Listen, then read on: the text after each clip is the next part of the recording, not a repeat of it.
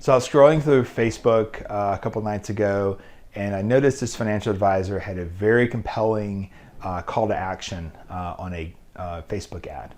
And so I kind of followed through, I put in my email, I watched her video, and it was very interesting how she was disguising annuity sales. And I will acknowledge we're living in times of just a little uncertainty here. We had two banks fail. Credit Suisse has recently had to be purchased because of just some comments that were made, and the bank stock fell. It was purchased by UBS. We see inflation. Grocery prices have continued to go up. We see gas prices, which I think are going to start falling soon, but up until now, gas prices have been relatively high. We have, depending on what side of the politics you sit on, it could be that your people aren't in control, and so that's giving you some anxiety. Ultimately, there's a lot of things to be fearful of, and we just have to be very careful that we don't let that fear work into our financial planning. There are certainly things in the short term that we can do to shore up finances, whether it be through high yield savings accounts, building cash to make sure we have cash to cover the next 2 to 5 years of expenses. There's things that we can do in the short term, but ultimately we have to be very careful of the bad actors in our industry that are trying to sell you something. This particular person was touting herself as an attorney, which almost every attorney I know is bad at math. I don't know how that has anything to do with personal finance, but also I think she was saying she was a CFP, and she started down all these lists of reasons why you shouldn't be a buy and hold investor. That was an old strategy, that it was ultimately how we invested 20 years ago is not how we invest today, which is very interesting because Warren Buffett's still making really good money. I think he had a really good year. Even last year, I think he beat the index. Ultimately, how we invest is still very simple, even in hard times. You just have to make sure you have enough cash reserves. That's the important part.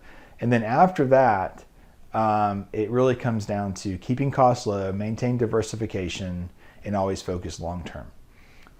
The market has not let us down over a 10-year period, so I don't think that that's going to be changing anytime soon, if ever. So ultimately, you have to be very careful that you're not falling to the fear articles, the fear trades. People are always trying to get you to subscribe to the newsletter. People are trying to get you to buy the annuity product that's going to lock your money out for 14 years. You might make a little money. You're not going to lose money, right, theoretically, but ultimately it's going to destroy wealth building long term. This advisor kept talking about a new currency in the U.S. Well, that's a half truth. There is research going on to talk about how we could have a digital dollar and how that could affect our economy and how money moves in America. But it's not a new currency. It's the same dollar. It's just digitally on your phone. It's no different than Apple Pay or Venmo. It's just basically backed by the U.S. government. So there's a lot of half-truths that will sound correct, but when you know something about the topic, you realize that, oh man, they're just trying to get people to buy their product or be fearful. So be careful out there about who you're listening to. There's no such thing as a free lunch, just like our mothers and grandmothers told us, right? And we have to realize that it comes through hard work and perseverance that you become financially successful. It's intentional, just like we talk about in our podcast. Financial success is intentional. There's no quick win. Occasionally you hear about it. Someone who bought Google as an IPO, somebody who bought Bitcoin before we knew what Bitcoin was. And those are all great success stories, but that's not normal. Normal is at times a daily grind and wanting something different for yourself in the future, different for your family. So just be careful out there and who you're listening to, who you're taking information from.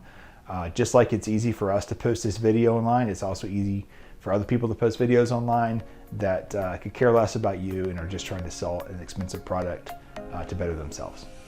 Thanks for watching.